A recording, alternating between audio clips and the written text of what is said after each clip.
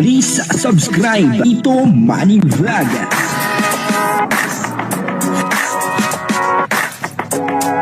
Payagan po si Tito Manny Vlog na mag-reactor para pambiling gamot sa kanya pong karamdaman. Isa pong magandang babae ang pinasaya ni Kalingap Edu nung ito ay kanyang pinuntahan. At muli ay inihintay po siya nito upang sa ganun ay dalawing muli ni Kalingap Edu. At ang babaeng ito ay isa po ito sa talagang sa nakikita ko ay mahalaga din kay Kalingap Edu.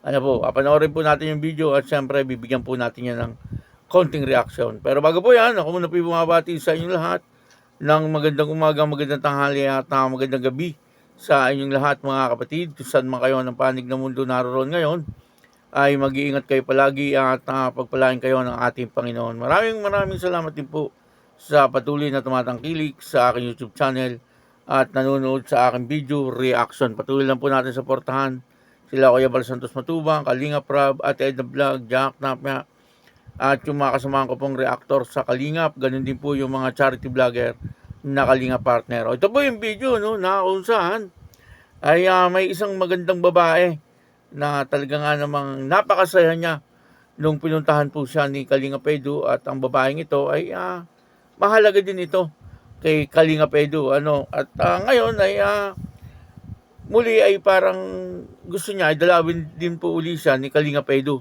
Ang kabuuan po ng video ito ay mapanood po natin sa YouTube channel ni Vincent Calyada. Tuloy lang po natin suportahan Vincent Calyada, ang masipag na scouter. Ito po yung video, panoorin po natin. Masaya ka nagpunta doon si Kuya Edu? Ha? Ay, grabe. Pati kayo ni Kuya Edu, nagsayo ba kayo ni Kuya Edu? Picture kayo ni Kuya Edu, So, at least kahit pa paano, happy ka. Wala man kaming regalo na sa iyo. Wala. Si Papa Gilo mo, nagpunta si Papa Gilo mo, Ang dami mong pating handa, nabusog si Kuya Vincent. Grabe, yung tiyan ko, grabe yung pagkabusog nun. Ang dami mong handa, may lechon pa. High blood dun si Kuya Vincent. Nagkain ka ng lechon? Hindi na po. Hindi na? So, after po ng birthday nila, itong ginawa nila, doon na po kayo natulog. Umuwi na po kayo. Sobrang dami din yung bisita ni Rina. Lalo yung mga kaklase mo, mga teacher, nandun din. Kaya nga. Ano ba lang Kaya nakarating yun. Hindi po. Baka po kasi bakasyon po, katatapos lang baga po ng school. Kaya ganun. So, ano masasabi mo sa mga sa mga nagsusuporta sa Rina? Maraming salamat po. Maraming salamat. Siyempre, yung mga sponsor na nagmamahal sa iyo. Kasi lagi kang pinapanood dito sa vlog ko. Opo. Sobra sila nagpapasalamat dahil nakapunta daw si Kuya Vincent doon. Pinapasalamatan ako. At marami talaga po naghahanap talaga po sa channel ko si Rina. So, gaya ng po, sabi ko, para malaman din po ng ibang viewers at ng iba na bago mag-reaction din dito sa vlog ko, ito pinaalam ko na talaga ito, Lola. Diba sa inyo, kay nanay, kay Rina, at saka kay Ninumbal. Kay Kalingap Rab, alam din dito. Kaya gusto kong na bago ako mag-action, ipaalam. So, okay lang rin okay lang. Okay na. Pizza sunod na dadalhin ni Kuya Vincent. Sige, magkikwentuhan tayo, magbabanding. Gusto ko, minsan makapunta ka dun sa bahay ko. Kapit bahay lang tayo. Kaso dun pa po yun. Wala pa po kayong service. Po. Bagayan niyo po sa susunod pag imbitahan ko po kayo. Para mapunta mo yung mansion ni Kuya Vincent. Malaki din ang mansion ni Kuya Vincent. Kubo. Tinawanan. Okay na yun. Basta ang nakatira ay mabuti ang puso. katulad ng iba. Wala. Opo. Kaya mo, Lola, makakapunta po kayo doon. Wala nga nakaalala kayo rin. Buti nga si Edo nakarating. Opo. Sinabihan ko naman po sila. Alam po yung matik na po yun ay pag kung ano mang nangyayari na sinasabi ko yun. Para kahit pa paano na. Sige, Kuya Edo mo, nakapunta na sa bahay ko. Pag minsan, papupuntahin ko kayo doon, ha? Payagang, punta ka doon? Kuya Edo niya akala niya kasama mo. Ay, kala mo kasama ko ngayon si Edo? May mission si Kuya Edo. Maalis pati yun, mapunta yung Korea sila Kuya Edo mo. Napanood po natin yung video, no? At si Rina nga po ang aking tinutukoy dito. Ano po, na isang magandang babae. Maganda naman po talaga si Rina, no? Bawal po mambas, ano? Kay Rina, at kung sino man po ang mambabas kay Rina, ay siguradong kakarmahin kayo. Kaya iwasan niyo pong ibas etong si Rina. Alam ko may mga baser diyan, ano, na nag-aabang. Ay wag niyo pong ibabas etong si Rina.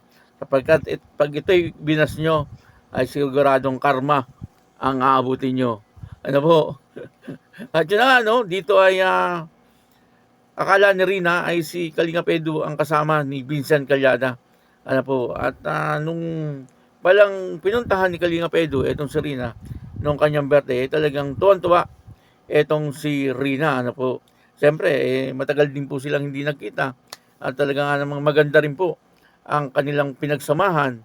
Ano po? Kumbaga, ay ang turing ni Rina kay Kalingap Edu ay parang kuya niya eh. Yun din po si Kalingap Edu. Kung ituring niya po etong si Rina ay talagang bunso niyang kapatid.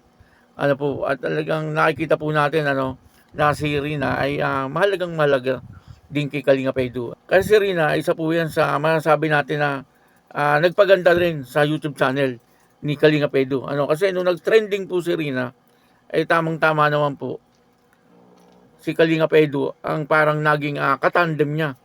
Mas una pong nag-trending si Rina eh, bago kay Kalingap Edu. Totoo po, nakilala na noon si Kalingap Edu, pero hindi pa po siya ganyang kasikat. Ano po, pero noong tinandem siya kay Rina, hindi po love team tandem, ano po. Nung tinandem po siya kay Rina, ay doon po umangat ang kanyang YouTube channel. Ano po, kasi noong unang vlog kay Rina, ay meron kaagad po siya atang kulang-kulang 8 million viewers. Po. Kaya noon trending talaga itong si Rina. Kumbaga viral po talaga. Siyempre viral po itong Rina, pinartner ngayon kay Kalingap Edu na hatak din si Kalingap Edu. Yun po ay sarili kong opinion. Nakita ko po na talagang pinahalagahan yon ni Kalingap Edu. At hanggang ngayon ay talagang sinasabi niya na si Rina ay napakahalaga po sa kanya. Sa ngayon, nakikita po natin kay Rina, kagaya nga po ng sinabi ni Vincent Calyada, ay talagang napakalaki na po ng pagbabago ni Rina. Makikita nyo naman sa kanyang pakikipag-usap. Ibang-iba na po siya. Parang dalagang-dalaga na siya. Kumbaga nag-mature na rin itong si Rina. At mapapansin nyo po yung kanyang tingin. Dati ay medyo kung saan-saan siya tumitingin. Pero ngayon ay talagang diretso na. At maayos na talaga siya makipag-usap. At yung kanyang salita ay okay na rin po. Kaya sana magtuloy-tuloy po yung paggaling ni Rina. Kasi siyempre ay si Rina ay isa rin po sa mahalaga sa atin yan. Totoo naman po talaga na noong viral itong si Rina, talagang marami po ang umangat yung YouTube channel. At isa na po ako doon. Kaya ako yung nagpapasalamat din kay Rina. Pero siyempre, kaya naman din po nag-viral itong si Rina kasi na i-vlog po siya ni Kalingap Rab. At sumula nga po noon, na-vlog siya ni Kalingap Rab, yun, nag-viral na po siya. At ngayon, hanggang ngayon, ay kilala pa rin si Rina. Pero hindi na po viral si Rina, pero kilala pa rin ng mga tao. Kumbaga, ay marami pong magagandang bagay na naiwan si Rina sa Kalingap. At siyempre, yung Kalingap ay hindi rin po nakakalimutan ni Rina hanggang sa ngayon. Kaya yun, maraming salamat po sa inyo lahat. At ako po si Tito Manny Vlog na nagsasabing God bless you all. Diyos mabalos.